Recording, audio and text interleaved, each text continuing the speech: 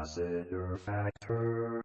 What's up, all my movie loving maniacs? This your boy Bagful B of the Lassiter Factor, and after the passing of Hayden Panettiere last week, I wanted to watch something of hers that I never watched before because I've already seen most of all the major things that she was a part of, like Remember the Titans. I rewatched that back in 2020 for its 20th anniversary. I might do that again at some point, but that's still fresh in my mind that I just don't feel like rewatching it.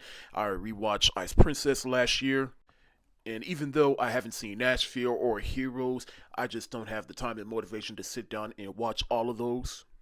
Now, I have not seen any of the Bring It On movies past the first movie because straight to video sequels are rarely good, but a lot of people have told me that this is actually one of the Bring It On sequels, so I decided to give this a chance, so let's review.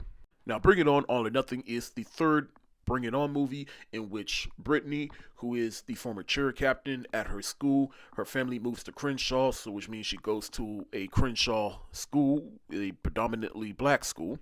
She eventually finds her in by signing up for the cheerleading squad, and she tries to be the captain at first, but then she soon realizes that she doesn't need to be the captain. She just has to be a part of the team and contribute her own things to the team, while also getting used to life within Crenshaw.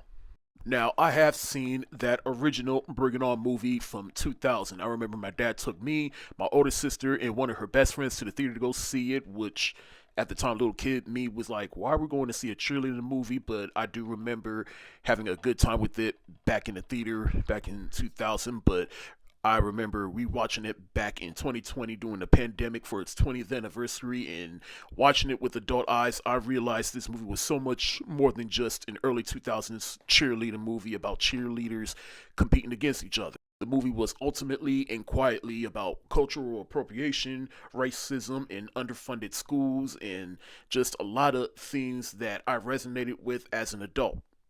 But it's straight to video sequels. I just never gave a chance, except for the one with Christina Milian in it. I remember my dad, he bought that on DVD for whatever reason, but all I remember was Christina Milian in it. But I never seen this one, except for a scene at the end with Rihanna. Remember the music video at the end with Rihanna? I remember catching that on TV back in the day, but otherwise, this is really my first time watching Bring It On All or Nothing from beginning to end. And now that I have seen it, I'll say I can see why this particular sequel has the following it has. It's definitely one of the better ones. This is a lot better than I anticipated. Granted, it's still not as good as the original, but it does have its give and take. I do like the whole fish out of water element of this movie, in which you have Brittany, played by Hayden Panettiere. She gets sent to Crenshaw, which is a predominantly black area, let alone school. And then she meets Solange, and she's just hostile towards her because, you know, she comes from a completely different area and just not used to the customs of Crenshaw. I mean, how else can I say it? She's a white girl going to a predominantly black area. That makes for some funny moments, but also it can make for some cringy moments in which she's learning certain dances, particularly crumping, which was cool in itself, but at the same time was like, ugh. This movie definitely made me feel old with the amount of needle drops that I have not heard in a long time that came from the mid 2000s, like a bunch of Rihanna songs, a Weezer song, just really hearing the needle drops within this movie, it took me back to that time within my life. And I did enjoy most of the cast within this movie because a lot of them I've recognized like later on in life, and then a lot of them I recognized a lot earlier. Like, of course, you have Hayden Panettiere, rest in peace for what she was given within this movie. She was game, and I'd say this movie was definitely a good showcase of all her talents, whether that be acting, being funny, or even dancing. And then, of course, you got Solange Knowles, the sister of Beyonce, in which I liked her in the movie. And to be honest, I haven't seen her in much other than this in Johnson Family Vacation. But I was a little apprehensive about her character at first because she is just mean. I mean, look, I don't mean to play this card, but she is like your typical angry black woman. Now, granted, it's by design for this movie, but she does come around at the end and warm up to Hayden Panettiere's character. But it still doesn't change the fact that it got to a point where I was starting to get annoyed with her character.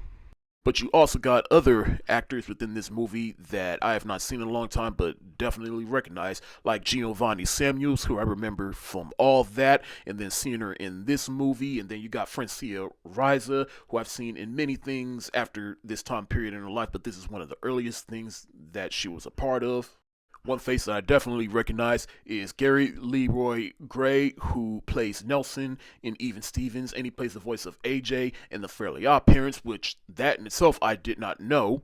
Some things that I was split on in this movie is some of the racist jokes within this movie. I mean, there was a point where Giovanni Samuel's character, she called Hayden Paninter's character Brittany. She called her Snowflake or Frosted Flake or whatever. Like, it just got like, all right, girl, we get it. She's white. But my favorite funny moment within this movie is at the very beginning where she's at the prom, but she's really dreaming. They do a whole cheer routine that ends with her farting, and then she wakes up in class and she yells, "I did not fart!"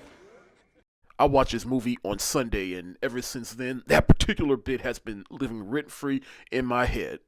Overall, I did enjoy this movie, and like I said earlier, I can see why this movie has the following that it has, and I even appreciated the message, which Rihanna, who makes a cameo in this movie, even says at the end: before you judge someone for where they came from, judge them for what they can bring to the table, and I can see how that message resonated with people. Side note, I do remember vividly catching this particular scene on TV. I think it was ABC Family, and I'm like, that's not the Pondy replay video.